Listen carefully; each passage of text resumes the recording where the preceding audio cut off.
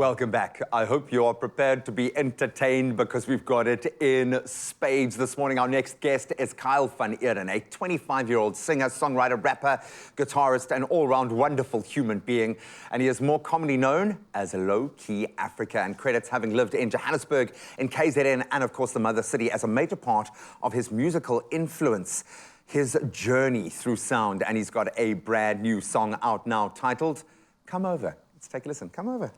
Said I want your love, and I want your touch. Baby, just come over. Yeah.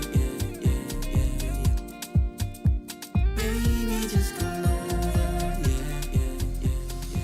Said I want your love. Gentlemen, a resounding round of applause, a Friday round of applause for Lowkey Africa!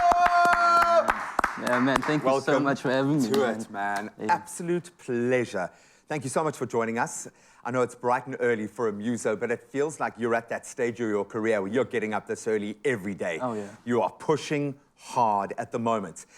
Lowkey Africa, you don't come across as being very low-key. Now, in fact, listening to your performance earlier, just the sound check, you could tell everyone was like, okay, it's the weekend, baby. Yeah. How did the name come about, and what's behind it? What is the ethos? Why did you choose that as your spirit name? So I wish I could say that I gave myself my name and that I found the name and I was like, okay, Lowkey is the person I'm going to be or the name I'm going to choose. When I studied music in 2017, I was part of this college, and my good friend Adrian Boer, he was a guitarist also, so we took the guitar together.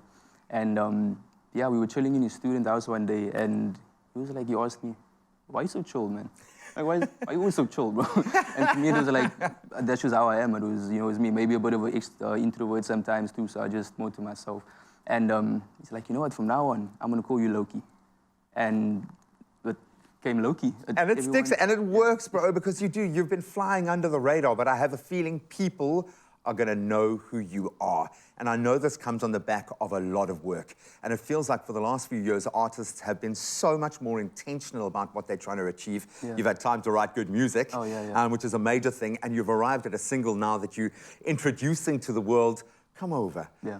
What is it like getting to that point and releasing a track? How many times did you go back to that track and re-listen to know if you had gotten to that perfect balance? Oh my word. So it's been, like you said, it's been a journey, honestly. For when COVID happened, I released music back before COVID, but then COVID happened and I took a break from, not music, but I took a break from releasing music. So for me it was, I took so much time actually finding my sound, and intentionally I took that time back and I told myself, I'm not going to do anything right now except focus on studio, except focus on live and owning my craft, owning my craft, yeah. So as we went, I started a song called Come Over last year in April, which is the single that I've released now. And for me, I took my time with that too. I produced it last year in April. So the whole process of it too, and leading up to recording saxophone, going to these studios, getting backing vocals on here. That's also how you take ownership of that project, which I absolutely love, because that's going to lay the foundation for anyone who wants to collaborate and work with you in the future. You've created this network around you already, and I think the music industry has benefited a huge amount from what COVID forced us to do in that space. Yeah. You come from everywhere. I also call myself multi-provincial. You've lived literally in almost every province. Yeah. How would you describe your style, and how has that been influenced by where South Africa? Because now you can tell music coming out of Durbs, you can tell music coming out of Joburg. 100%. There is a different vibe now. How's that influenced you?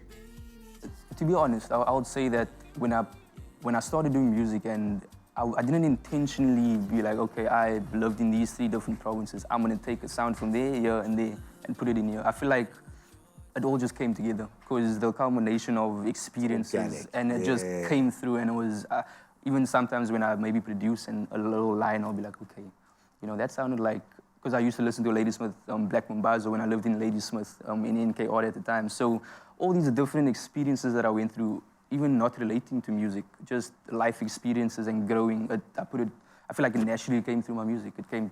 And the joy is we get to then go through that journey, walk that journey, courtesy of the words that you've laid down and the beautiful voice. And you will get to hear that voice alongside a few familiar faces. We are really excited to have this young man in studio this morning. So thank you so much, my brother. I cannot believe you are only getting started. But Lowkey Africa ain't going nowhere. He's keeping it low-key.